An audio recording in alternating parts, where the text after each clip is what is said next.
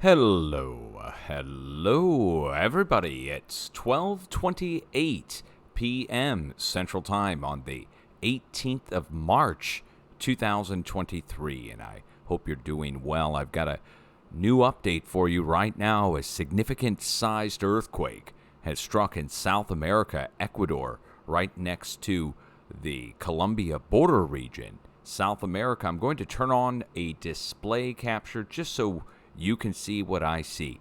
Ever so slightly better, we'll bring you over here and get the info. We're going between 6.7 and 7.0 as the magnitude right now. They may bring it up or down. Right now, USGS going with 6.9 right on the border. Did I say Colombia? I meant to say at the border of, well, right there at Ecuador. I mean, it's not either way on either side, but it's in central Ecuador along the border to the south. And we'll go pull the coordinates, put it in on Google Earth, and see if there's anything of significance at the location. Now, I may record this as an update and put it on YouTube. We issued a warning for Ecuador and Colombia going up into Venezuela, and I'll show you where that is in relation to the earthquake in Ecuador directly. So here is Ecuador, to the south is Peru, to the north is Colombia. Let me turn on my borders and labels just so you can see it. But it's really in, I would call this central Ecuador, even though it's preferencing near the border. Here's Colombia, and here's Peru.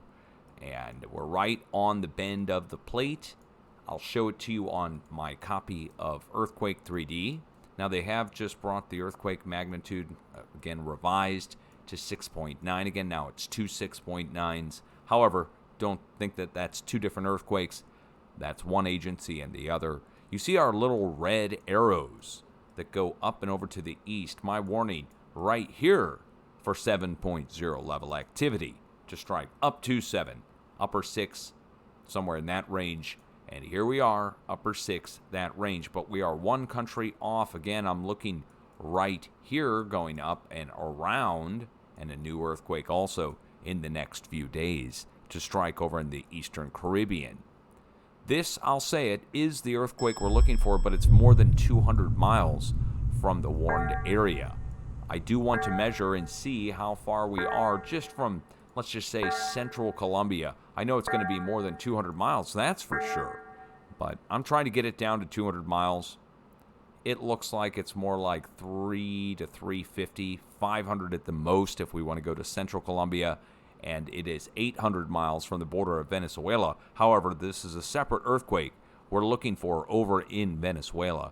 So our warned area right here, that pans out. I mean, it's a huge earthquake in the area where we're looking for a huge earthquake on the day or days where we're watching for it.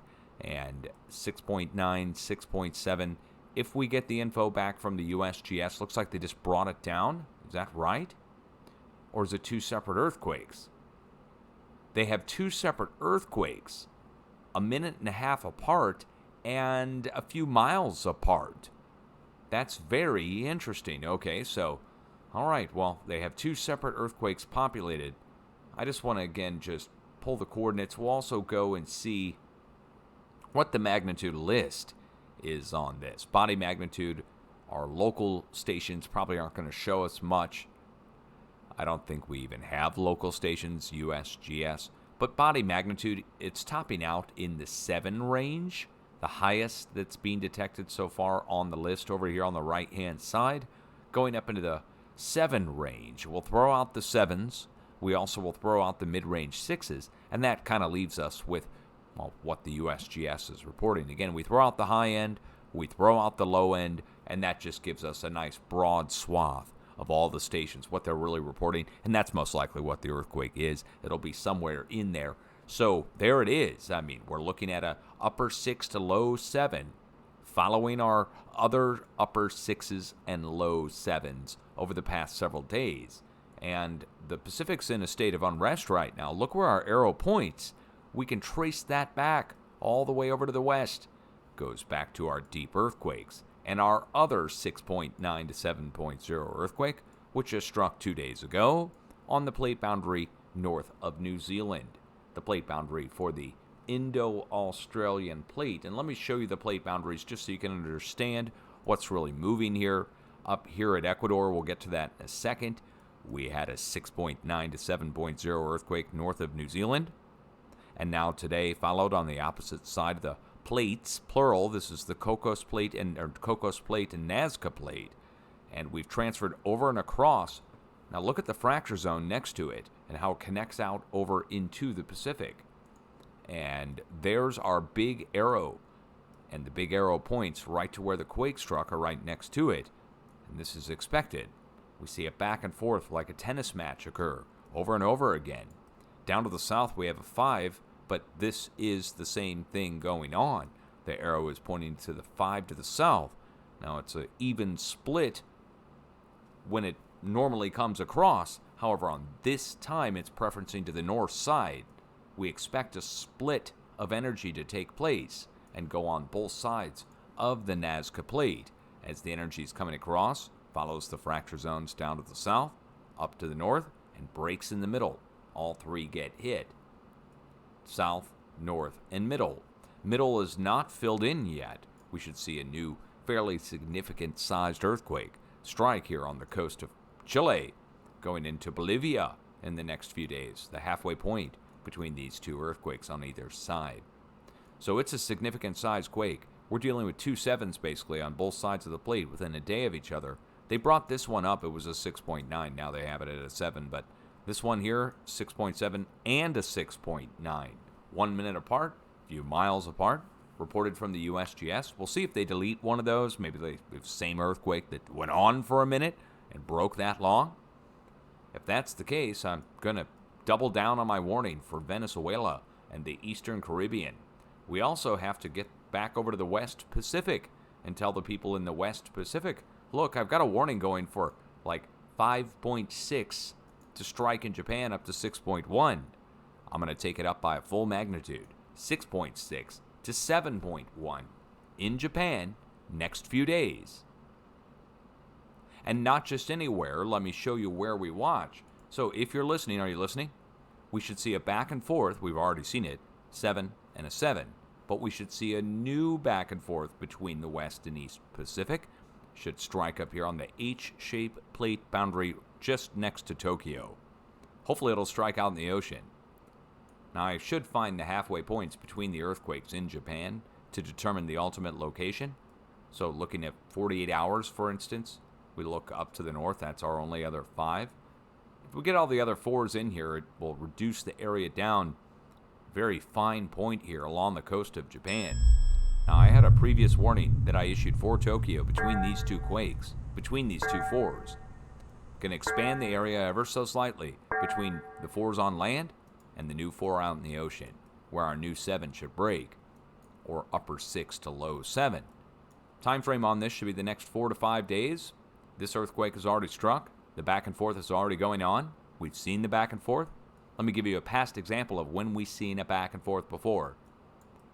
Go back several years. I want to say it was 5 years, maybe 6. Kyushu broke in half with a new upper 7. When that happened, I issued a warning for the opposite side of the plate over here at Central America for a similar sized quake. The next day, a 7 struck Ecuador. Upper 7 struck Ecuador, destroyed a huge portion of Ecuador. Lots of people were injured and killed in that quake. The day after that, another 7 struck over here, Solomon Islands, Vanuatu.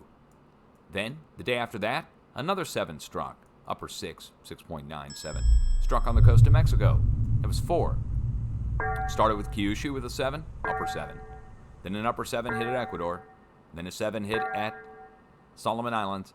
Then a 7 or upper 6 hit at Mexico. The whole thing took about a week to happen. Here we are, we're 3 days in, 2 days in, and we already have 2 7s. So it stands to reason we watch back to the West Pacific as this back and forth goes on. The back and forth is caused by our deep earthquakes. Deep earthquakes hammering in on the underside of the plate. And I'm not going to spend too much time going into all that with the standing wave and showing you the hammering action. Just understand that something like this is going on down below the plates in the magma. And it focuses in over hundreds, if not thousands of miles onto itself into what's called a singularity, where the wave's energy is focused in on a fine point and then is forced out of the fluid, up into the solid. Fluids can't compress much, but we go up into the solid and we sure can transfer that energy out of the fluid, slamming into the underside of the plate, and then a standing wave spreads out. But that gets really technical, not trying to, get you guys all desensitized to earthquakes. But you got to understand that there's a back and forth that happens when this wave reflects back and forth across the plates, but the wave is coming from somewhere. It's coming from the hammering action from down below the plates. Just now tuning in, a new 7 has struck, 6.9 and a 6.7, two separate reported quakes, a minute apart and a few miles apart from the USGS. We'll just put it at a 7. Let's just call it what it is. It's a 7. 7 on one side, 7 on the other, a day apart. We should see another one back and forth. And when Japan hits, I'll issue a new warning for back over in the East Pacific again. As we go across over to the west, cannot overlook this. Europe still moving. Turkey still moving. The magnitudes went up to 5 a day ago. We went across all of Europe with pretty much the same amount of movement. South Europe, Then North Europe went down to 3s. So while we got 5s down south, we finally started to move. Poland, Germany, the Pyrenees, a flow is coming out. Oh, Azores, or is that the Canaries? The Canaries. So the Canary Islands all the way down here. It's like a line of quakes coming out of Europe about the same size. This is a change from where we were. We haven't seen much seismic go up into Poland, or up into Germany, or down to the Pyrenees, or down to the Canaries. It's been stuck in here with seismic. Now we're flowing out. That's good. Now, as we're flowing out, new energy is coming in. You can see what's coming in now. 5.1, 4.9. This wave is equal to 4.9 to 5.1. About the same size. And it's coming in. It's going to be reflecting into Turkey, following the plate boundary, following the red lines over here. So I think it's going to go back up in Turkey. I stand by it. I think we're going to go back up in Turkey, but my big warning, I have a separate warning that I issued on Bernie's stream yesterday, which I'm going to put into this video now. If you live in Turkey, I have good news for you. If you live in Greece, I have bad news for you. So what I think is going to happen here is we're going to flow over to the west, and we should see a new break southeast of Italy, west of Greece, and it should be pretty big.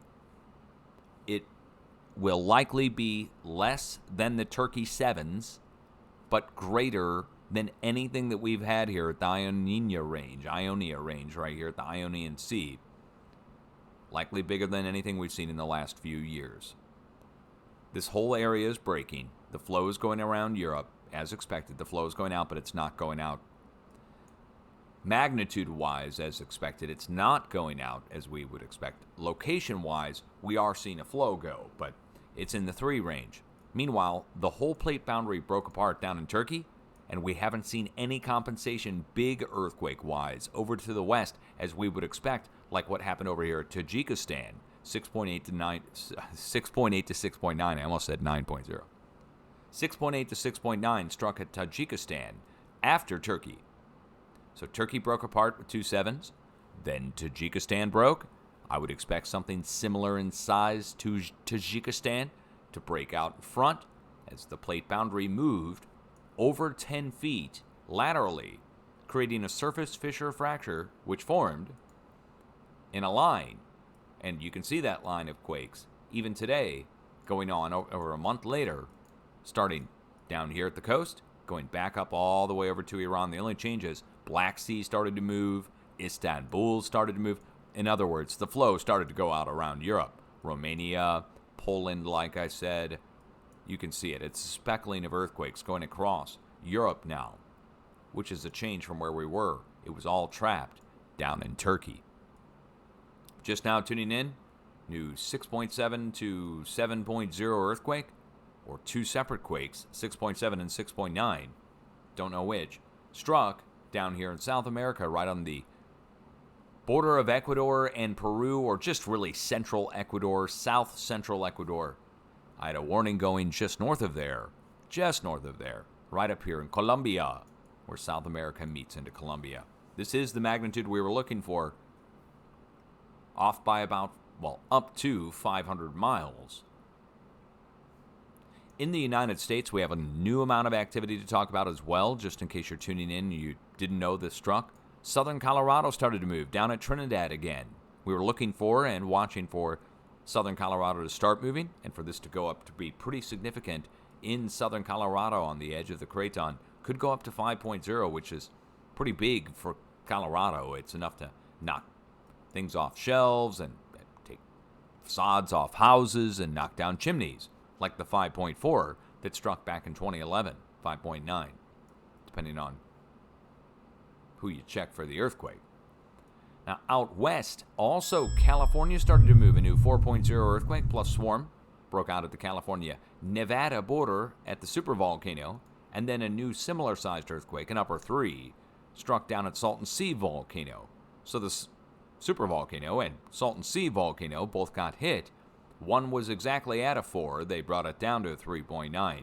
The other, again, like I said, is an upper 3. Could be as high as a low 4. And if we go check, I don't know what the USGS even has this at. It doesn't matter. Again, if they have it at 3.5 and it's a 4 in a swarm, we're talking about a half magnitude difference.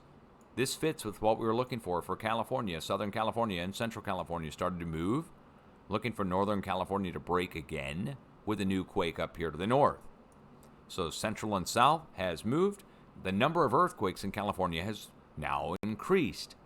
The frequency has gone up. Stacks of earthquakes across the area where we normally have had a few over the past week or two.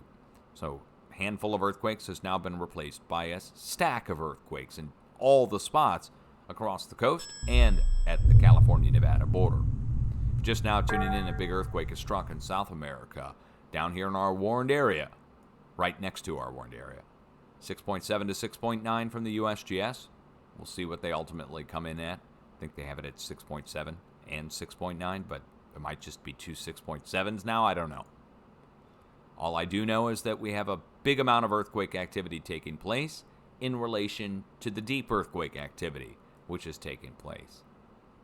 Australians, check it out. Looks like they've got a 3.0, 2.7 reported down south, south central, west of Adelaide, west of Kangaroo Island. Now, it's in the area where I would normally look. I would normally look right here where this peninsula is, goes down to this spot called Kangaroo Island. We're just west of there. I'll say that's the earthquake we're looking for at central, but southeast Melbourne, total miss for me. Southeast Australia, down by Melbourne. Last week, looking for a significant sized earthquake. Could have gone up to 5.0. Nothing. Well, a 3 hit off the coast. That's 100 times less power than I'm looking, but now here we are again. It's pretty much the same sized earthquake that struck over by Sydney on the east coast, southeast coast. So if we're dealing with upper 2s to 3s, then it stands to reason a new upper 2 to 3 will strike down here by Perth. If one side moves with 2.7 to 3, the other side tends to move with 2.7 to 3. As the wave is going across, I know it doesn't seem like that big of a deal, but when we're dealing with stuff like this, we're looking for Japan to get hit. We're already seen a 7 over to your east. You've got a bunch of smaller earthquake activity, 4s and 5s, up to the north of you. All it's going to take is one little spread to come down here, and you'll see it with a new earthquake that strikes on the arrow or next to it on the backside out in the ocean right here. And you get a 4 or a 5 that comes in up here, rolls off of the plate boundary, and comes down your way. You'll know it when it's coming. It's like a flooding river, but hasn't happened yet. So watch for it. Once you get a 4 or a 5 up here on the arrow, then you watch for down to the east, southeast. What happened last week? We were basing it on a deep earthquake. That was it. We didn't have anything coming on the arrow.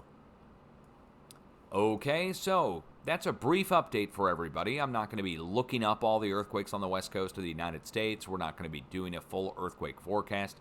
This is just really to deal with the big earthquake down in South America in the area where we were watching. It's 2 big earthquakes in 2 days. One on one side, one on the other. One at the where the arrows go back to, 1 out at the arrow tip. And really 2 out at the arrow tip if you count the 5 down to the south. Okay, so that kind of wraps up this update. I would encourage everybody to have an earthquake plan. I say this in all my updates, and I know people get tired of hearing it, but will you please take the time to develop an emergency kit that'll get you through earthquakes, fire, flood, evacuation? Change of clothes, set of shoes, extra ID, extra batteries, flashlight. You don't want to get stuck using your phone for a flashlight all night. It'll run out of juice. You also need a way to charge your phone. You need a way to communicate with people. Food and water is going to be probably your most crucial thing, aside from clothing. If an earthquake happens in the middle of the night, or a fire or a flood, and you get an evacuation notice, well, you probably need seasonal specific clothing in your emergency kit. That would really help. Also, a set of shoes. Set of shoes. Oh my goodness. By the side of your bed. Set of shoes or hard bottom slippers.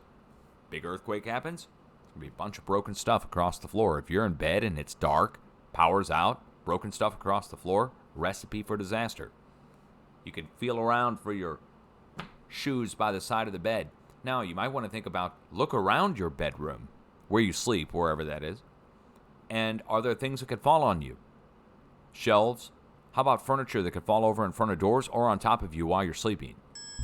Right? Big armoire cabinets that could tip over or block your way out.